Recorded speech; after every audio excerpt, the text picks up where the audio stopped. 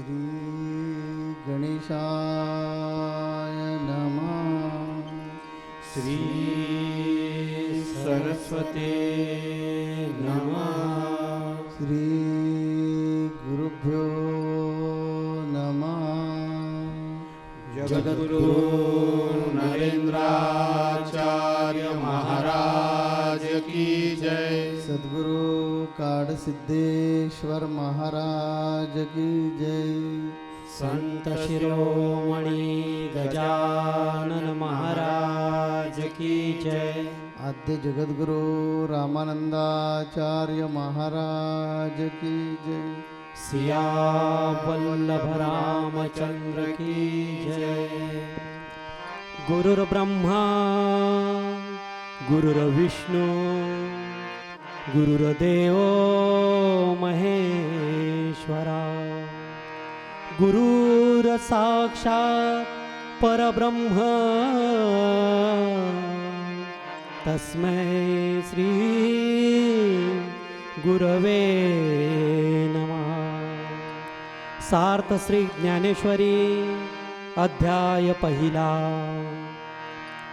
ऐसी स्वर्गी मातो देखोने तो आकांतो तव पांडव दळांतो वर्तले काही।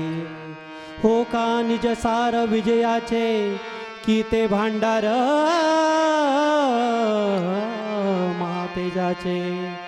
जेथे गरुडाचे जावळीचे कांतले चारी।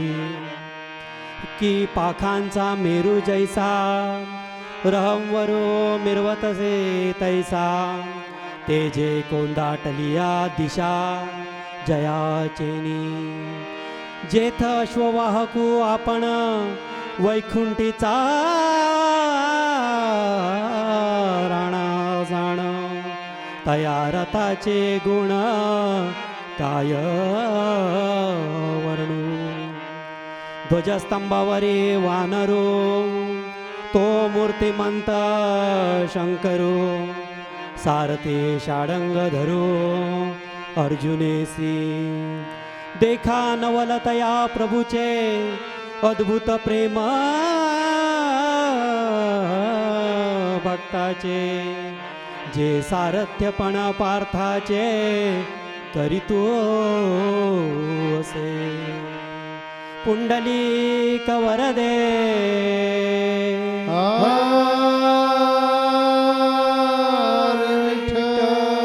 श्री ज्ञानदेव पंढरीनाथ महाराज की जय। जगद्गुरु नरेंद्राचार्य महाराज की जय। परम पूज्य परम वंदनीय जगतगुरु श्री के पावन चरण कमलों में साष्टांग वंदन करते हुए आप सभी श्रोताओं के भीतर स्थित ईश्वर को मैं प्रणाम करता हूं और आप सभी को मेरा सांप्रदायिक श्री गुरुदेव। पावन ग्रंथ दासबोध के समाप्त होने के पश्चात आज हम लोग ज्ञानेश्वरी इस ग्रंथ के आज 5वें सत्संग में यहाँ उपस्थित हैं। ज्ञानेश्वरी के आरंभ से लेकर अब तक जिस महान गीता ग्रंथ का उपदेश संत ज्ञानेश्वर जी ने हमें इस ज्ञानेश्वरी के माध्यम से किया है, उस उपदेश का जो स्वयं परम पिता परमेश्वर भगवान श्री कृष्ण के मुख से कुरुक्षेत्र में विदित हुआ था, वो आरंभ होने को है। और जिस स्थान पर गीता का यह उपदेश परमपिता परमेश्वर के मुख से विदित हुआ, वहाँ की स्थिति किस प्रकार की है, धृतराष्ट्र ने संजय से ये पूछा। और संजय धृतराष्ट्र को कुरुक्षेत्र में होने वाली सारी गतिविधियों के बारे में उनके समक्ष बैठ करके उन्हें सूचनाएं दे रहे हैं और उन्हें उन सारी स्थितियों से अवगत करा रहे हैं जो कुरुक्षेत्र में इस वक्त हो रही है।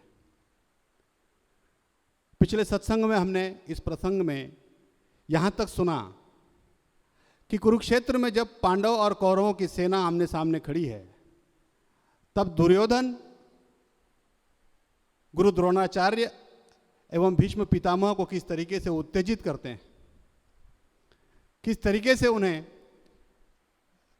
ऐसे शब्द कह करके कि उनके मन में पांडवों के प्रति घृणा पैदा हो, उनके प्रति द्वेष पैदा हो और वे पूरी आक्रामकता के साथ उनसे युद्ध कर सकें।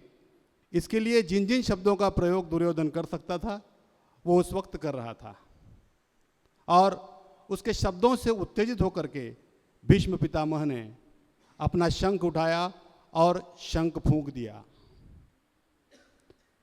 भीष्म पितामह के शंख फूंकने के साथ ही कौरवों की सेना में उपस्थित गुरु द्रोणाचार्य, गुरु कृपाचार्य, कर्ण, दुशासन, इन सभी ने अपने अपने शंखों को उठाया और सब अपने अपने शंखों को पूरी ताकत के साथ, पूरी शक्ति के साथ फूंकने लगे।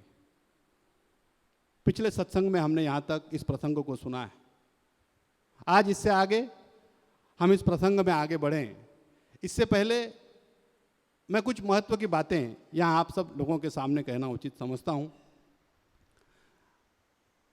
हम सभी सांप्रदायिक जो हर सत्संग में यहाँ उपस्थित रहते हैं और कई वर्षों से हमारे परम पूज्य जगत गुरु श्री हमारे सदगुरु माउली के कहे अनुसार हम हर सत्संग को बड़ी आत्मीयता से आत्मसात करते हैं, सुनते हैं। इस शब्द का प्रयोग मैंने नहीं किया, मैंने ये कहा कि हमने आत्मसात करते हैं।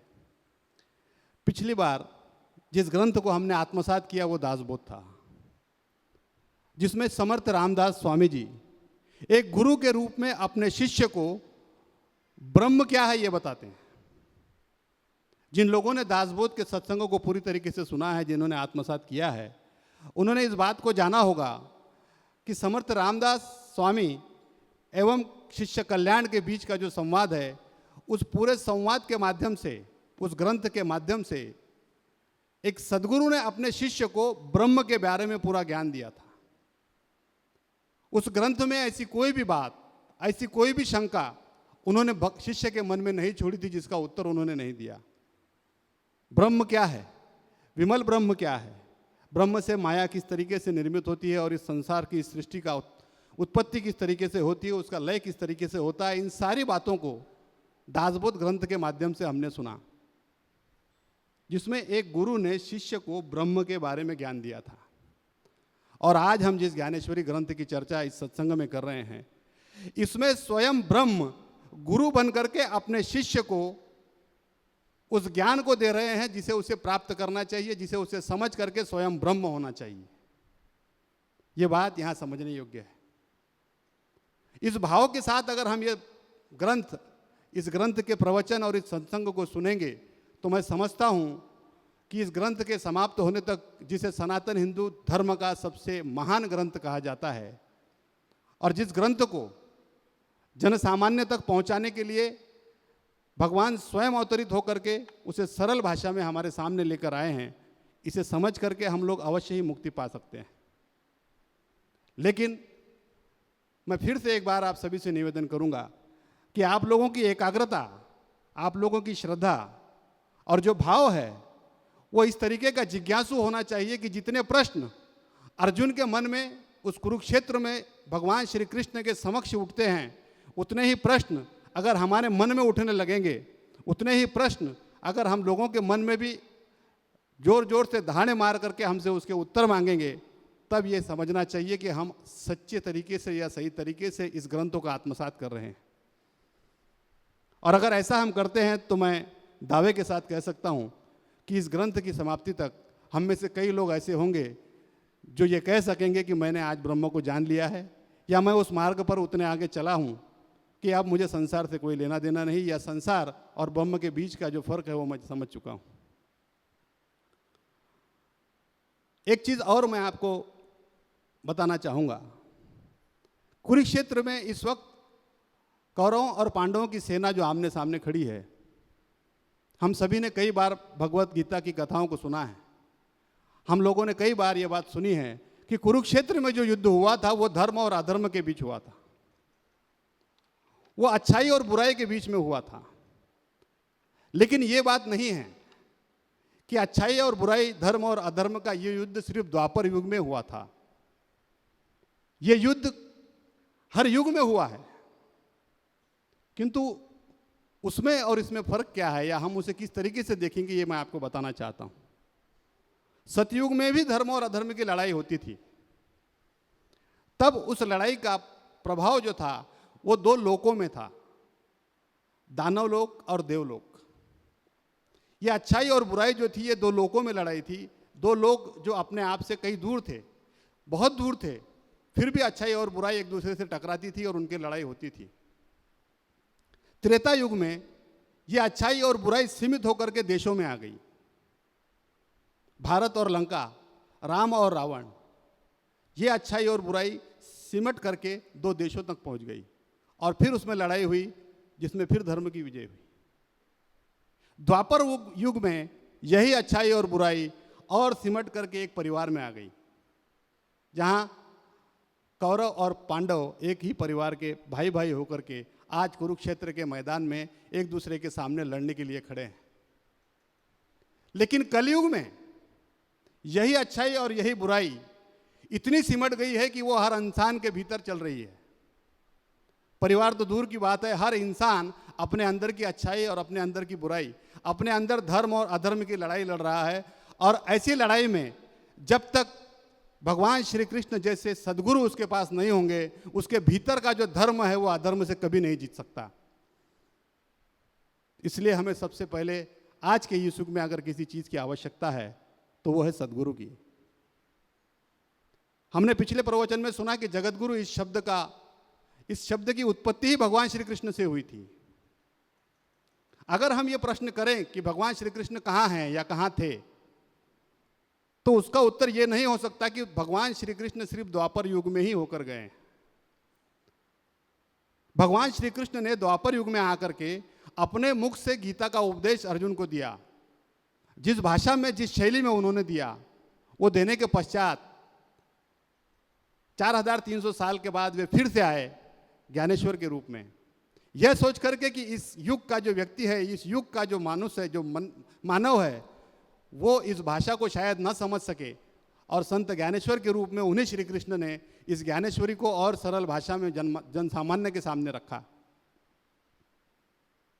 और उसके पश्चात आज 700 साल बाद फिर से श्री कृष्ण उसी ज्ञानेश्वरी को और सरल भाषा में लोगों तक पहुंचाने के लिए, उनको सुनाने के लिए जगतगुरु नरेंद्राचार्य जी महाराज के रूप में आज हमारे सामने उपस्थित हैं।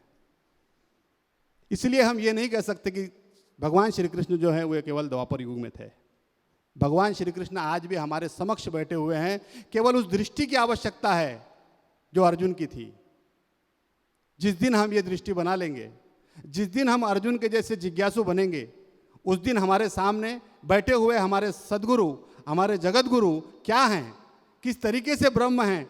और हमेशा हम जो मंत्र कहते हैं गुरुरु साक्षात पर ब्रह्म, इस वाक्य की वास्तविकता क्या है ये हमें समझ में आएगी।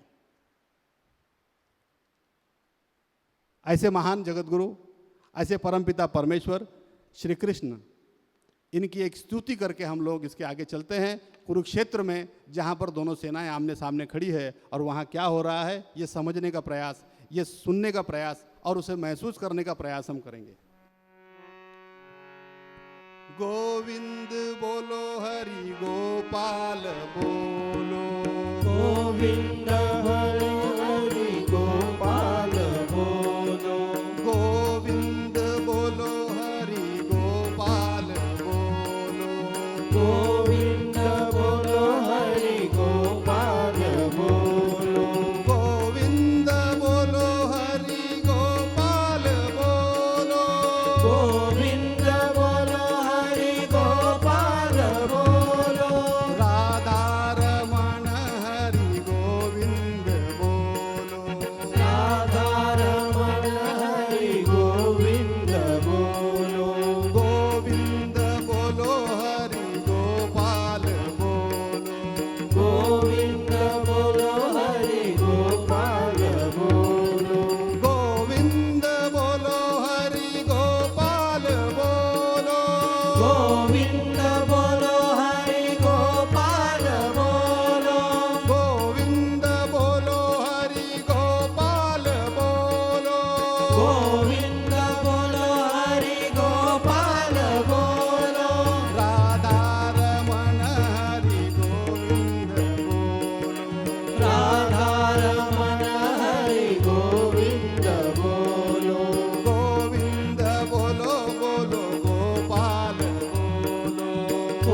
गोविंद बोलो हरि गोपाल बोलो गोविंद बोलो हरि गोपाल बोलो गोविंद बोलो हरि गोपाल बोलो गोविंद बोलो हरि गोपाल बोलो गोविंद बोलो हरि गोपाल बोलो गोविंद बोलो हरि गोपाल बोलो गोविंद बोलो हरि गोपाल बोलो राधा रमण हरि गोविंद बोलो राधा रमण हरि गोविंद बोलो राधा रमण हरि गोविंद बोलो राधा रमण हरि गोविंद बोलो गोविंद बोलो हरि गोपाल बोलो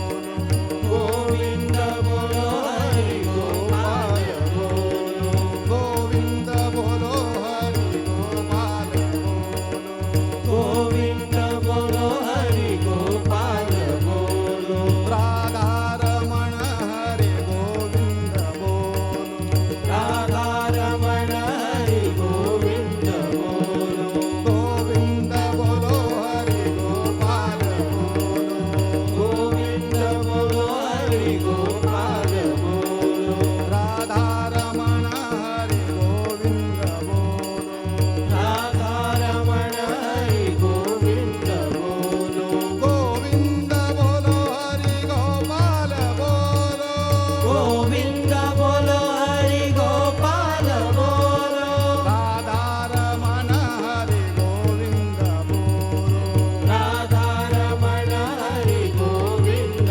बोलो गोविंद बोलो हरि गोपाल बोलो गोविंद बोलो हरि गोपाल बोलो गोविंद बोलो हरि गोपाल बोलो गोविंद बोलो हरि गोपाल बोलो गोविंद बोलो हरि गोपाल बोलो गोविंद बोलो हरि गोपाल बोलो गोविंद बोलो हरि गोपाल बोलो गोविंद बोलो हरि गोपाल बोलो गोविंद ओम नरेंद्र नाथाय नमः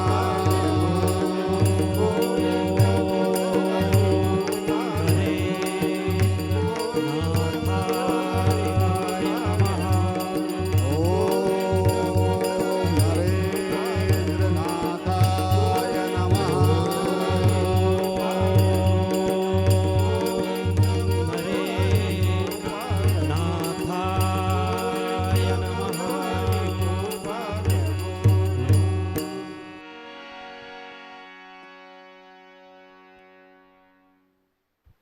भीष्म पितामह ने दुर्योधन के कहने पर उत्तेजित होकर के अपने शंख को फूंका और साथ ही कौरव सेना के जितने भी शूरवीर थे सभी ने अपने अपने शंखों को निकाल कर फूंकना शुरू किया।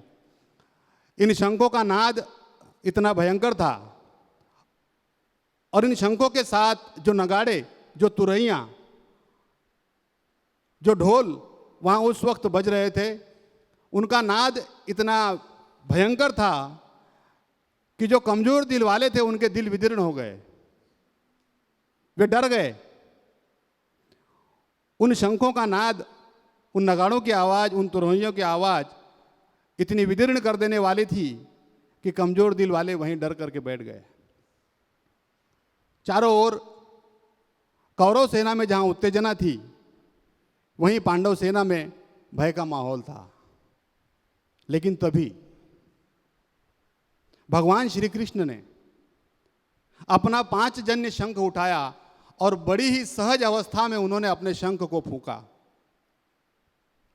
ध्यान देकर के सुनिए, मैंने कहा बड़ी ही सहज अवस्था में उन्होंने अपने शंख को फूंका। भीष्म पितामह ने जब शंख को फूंका था तब दुर्योधन ने उन्हें उत्तेजित किया था और उत्तेजना में आकर के उन्होंने उस शंख को बजाया था। लेकिन भगवान श्री कृष्ण ने बड़ी ही सहजता से अपने 5 जन्य शंख को जब फूंका तो उस शंख का नाद इतना तीव्र था कि तीनों लोक हिल गए। पर्वत अपनी जगह पे हिलने लगे, समंदर की लहरें पर्वतों के समान ऊपर उठने लगी और इस नाद को सुन करके अर्जुन ने भी अपने देवदत्त शंख को उठाया और उन्होंने भी उनके साथ अपने शंख को फूंकना शुरू किया। यह देख करके युधिष्ठिर ने अपना अनंत विजय शंख उठाया, उन्होंने भी उस शंख के साथ में अपने शंख को फूंकना शुरू किया। और यह देख करके भीम ने भी अपने पौंड्र शंख को उठा करके उसे फूंकना शुरू किया। यह अंदाजा हम लगा सकते हैं कि जहां परमपिता परमेश्वर स्वयं तीनों लोकों के मालिक एक शंख का नाद करते हैं, उसकी तीव्रता क्या हो सकती है। पहले तो बात यह थी कि जिस रथ पर अर्जुन सवार था, उस रथ की महानता क्या थी। उस रथ के सारथी स्वयं तीनों लोगों के मालिक, तीनों लोगों के स्वामी स्वयं भगवान श्री कृष्ण सारथी बनकर बैठे हुए थे। उस रथ के ध्वज को स्वयं हनुमान जी ने पकड़ा हुआ था, जो उस रथ के ऊपर सवार थे। अर्जुन जिसके हाथ में गांडीव धनुष्य था, जो संसार का इकलौता ऐसा धनुष्य था जो कभी किसी से नहीं हारा, और उसे धारण किए हुए स्वयं अर्जुन इस रथ की, ज्ञानेश्वर जी ने जिस तरीके से यहाँ पर उस रथ की कल्पना की है, उसे सुन करके हम ये अंदाजा लगा सकते हैं कि उस रथ की भव्यता क्या होगी। और उस रथ पर सवार परमपिता परमेश्वर स्वयं हनुमान जी और अर्जुन गांडीव लेकर के जब चढ़े होंगे और वो रथ जब आगे बढ़ा होगा, तब दुश्मनों के हाल क्या हुए होंगे, ये हम समझ सकते हैं। भीम के साथ साथ नकुल ने अपना सुघोष शंख उठाया और वे भी उस शंख को फूंकने लगे। और यह देख करके सहदेव कहाँ रुक पाते थे। सहदेव ने अपना मणिपुष्पक शंख उठाकर उसे फूंकना शुरू किया। और इन सब शंखों की आवाज, इनके साथ में नगाड़े, ढोल, तुरहियां जो पांडवों की सेना में थे, वे सारे एक साथ बजने लगे, जिसके सामने कौरवों की सेना के जो भी शंख थे, जो भी ध्वनियां थी, जो भी कोलाहल था, वो एकदम शांत हो गया। और पांडवों की सेना की इस कोलाहल को सुन करके, शंखों के इस नाद को सुन करके, जिस तरीके से मैंने बताया कि सागर की लहरें पर्वतों के समान उड़ने लगी, देवता लोग भी घबरा गए। देवता ये सोचने लगे कि आज शायद प्रलय आ जाएगा और पृथ्वी लोक के साथ साथ देवलोक भी इसके अंदर में समाप्त हो जाएगा। इतनी भयावहता उस कोलाहल में थी। इन सब के साथ साथ पांडव सेना में जितने भी शूरवीर उपस्थित थे, ध्रुपद, धृष्टद्युम्न, विराट और अनेक नेता, शिखंडी, इन सभी ने पांडवों का और श्री कृष्ण का साथ दिया। और ये कोलाहल, ये नाद सुन करके कौरव सेना के छक्के छूट गए। कौरव सेना अपनी हिम्मत हार चुकी थी, क्योंकि सबसे बड़ी बात यह थी कि पांडवों की सेना में शंख का जो नाद हुआ था, वो स्वयं जगतगुरु के द्वारा किया गया था, सहजता से किया गया था। क्योंकि वे जानते थे, वे त्रिकालदर्शी थे कि इस कुरुक्षेत्र में इस लड़ाई का क्या निर्णय होने वाला है। इसलिए सहजता से उन्होंने अपने शंख का नाद किया था। शंख का नाद एक ही था, लेकिन इसके प्रभाव दो तरीके से पड़े। एक प्रभाव कौरव सेना पे पड़ा, जो अपनी हिम्मत हार चुकी थी, और एक प्रभाव पांडवों की सेना पे पड़ा, जो इतनी उत्साही हो गई थी कि हर सैनिक अपने ताल ठोक करके जोर जोर से घोषणाएं देने लगा और लड़ाई करने के लिए आतुर होने लगा। शंख एक ही है, नाद एक ही है, लेकिन उसके प्रभाव अलग अलग क्यों? ये प्रभाव धर्म और अधर्म के थे। जो लोग अधर्म की ओर खड़े थे, वो उस नाद से घबरा गए। जो लोग धर्म के साथ खड़े थे, वो उस नाद से उत्साहित, उत्तेजित हो चुके थे। तो ये नाद जो है, जो उस वक्त कुरुक्षेत्र में जगतगुरु श्री कृष्ण जी ने अपने शंख से किया था, उसे संत ज्ञानेश्वर ने अपने ग्रंथ में शब्द नाद कहा है। शंखों का जो नाद हुआ, उसे उन्होंने शब्द नाद की परिभाषा, एक संज्ञा दी है। शब्द नाद जो उस वक्त कुरुक्षेत्र में हुआ, क्या केवल कुरुक्षेत्र में हुआ था? शब्दनाद आज भी होता है। जगतगुरु आज भी हमारे समक्ष बैठे हैं और वो नाद आज भी हमें कर रहे हैं, आज भी हमें दे रहे हैं, लेकिन हमारे कान सिर्फ उसे सुन रहे हैं और उसे छोड़ देते हैं। हमने कभी उस नाद को आत्मसात नहीं किया। हमारे जगतगुरु श्री ने पहला नाद किया था, दिन में 10 मिनट की भक्ति करो। पूरे दिन में अगर 10 मिनट की एकाग्रता से तुम भक्ति करते हो, तो तुम्हारे भीतर में जो अधर्म है, जो बुराई है, वो तुम पर कभी हावी नहीं हो सकती। दूसरा नाद जो उन्होंने दिया था, वो ये है कि स्वप्न में भी कभी किसी का बुरा मत सोचो। ये नाद ही थे। उस वक्त ये शंख के रूप में नाद हुआ, आज ये प्रवचन के रूप में नाद है, लेकिन गुरु वही हैं, जगत गुरु वही हैं, सिर्फ शब्द बदले हैं, नाद का स्वभाव बदला है, प्रारूप बदला है। समझना हमें है कि हम इस नाद को किस तरीके से आत्मसात करें। ये नाद अगर हम समझ जाएं, ये शब्दों को अगर हम समझ जाएं, इन्हें अगर हम आत्मसात कर लें, तो मैं समझता हूं हमारे भीतर अधर्म, हमारे भीतर बुराई कभी पैदा ही नहीं हो, न कभी पनपने दे। लेकिन इसे स्वीकार करना आवश्यक है, क्योंकि इन दो नादों के साथ हमारे सदगुरु ने हमें एक मूल मंत्र भी दिया है, तुम जियो और दूसरों की जीने में सहायता करो। क्योंकि जब हम इस नाद को स्वीकारेंगे, जब हम इन दो चीज़ों को स्वीकारेंगे, जब हम इनको करना शुरू करेंगे, जब उस भक्ति को हम एकाग्रता से 10 मिनट के लिए करना शुरू करेंगे, जब हम किसी का बुरा स्वप्न पे भी नहीं सोचेंगे, तो यही होना है कि हमारे हाथ से हम स्वयं जिएंगे और दूसरों को जीने में सहायता करेंगे।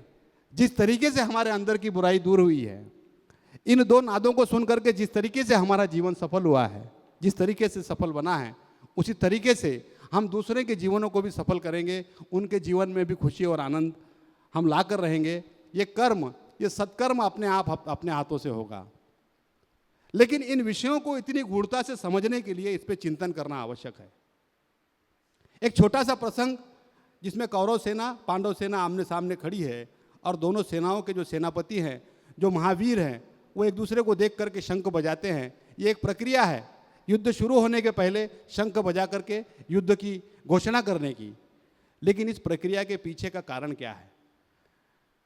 भगवत गीता एक ऐसा ग्रंथ है जिसे जिसने जिस तरीके से पढ़ा है, उसने उस तरीके से उसे समझा है। ज्ञानी ने अगर पढ़ा है तो ज्ञान के तरीके से, भक्त ने अगर पढ़ा है तो भक्ति के तरीके से, योगी ने अगर उसे पढ़ा है तो योग के तरीके से, और ज्ञान, योग, भक्ति और कर्म, कर्मयोगी ने अगर उसे पढ़ा है तो कर्म के तरीके से। सभी ने अपने अपने तरीके से इसे आत्मसात किया हुआ है, क्योंकि इन चारों का समन्वय गीता है। और इन चारों समन्वयों को, इस गीता के ग्रंथ को श्री कृष्ण ने स्वयं आकर के हमारे समक्ष इस सरल भाषा में रखा है। और आज भी श्री कृष्ण स्वयं आकर के इसे इस सत्संग के माध्यम से हमारे शहरों तक, हमारे गांवों तक, हमारी गलियों तक इसे पहुंचा रहे हैं। हम जो इस सत्संग में इस वक्त मौजूद हैं, उपस्थित हैं, हमें अपने आप को सौभाग्यशाली समझना चाहिए कि हम लोग इस सत्संग में बैठ करके, पूरा सत्संग न सही, अगर इसके कुछ शब्द भी आत्मसात कर लें तो हमारा जीवन धन्य हो सकता है। क्योंकि जगत गुरु सदगुरु हमारे तक स्वयं पहुंचे हैं, इस सत्संग के माध्यम से हम तक पहुंचे हैं। अगर हम एक कदम बढ़ा करके इस सत्संग तक नहीं आ सकते तो हमसे बड़ा दुर्भाग्य कोई नहीं हो सकता। इसलिए हम हमेशा कहते हैं कि सत्संग कभी मत छोड़िए। सप्ताह में एक दिन, एक घंटा इस सत्संग में अवश्य आइए, क्योंकि इस सत्संग में ही आपकी जिंदगी के, आपके जीवन के हर प्रश्न का उत्तर आपको मिलेगा। आपको सदगुरु तक जाने की आवश्यकता नहीं, आप सच्चे मन से सदगुरु को हाँक लगाइए। सदगुरु आप तक आ चुके हैं, केवल आपकी हाँक अगर उन तक पहुँचे तो आपकी हर समस्या का समाधान सदगुरु आपको आपके स्थान पर आके दे सकते हैं। ये महिमा हमारे सदगुरु नरेंद्राचार्य महाराज की है, और इस महिमा को समझ करके हमें पूरी श्रद्धा, पूरे विश्वास और पूरे समर्पण के साथ उनके कहे हुए हर शब्द को आज्ञा स्वरूप मानना चाहिए और उस पर अमल करना चाहिए। तभी आज हम इस युग में धर्म और अधर्म की इस लड़ाई में विजयी हो सकते हैं।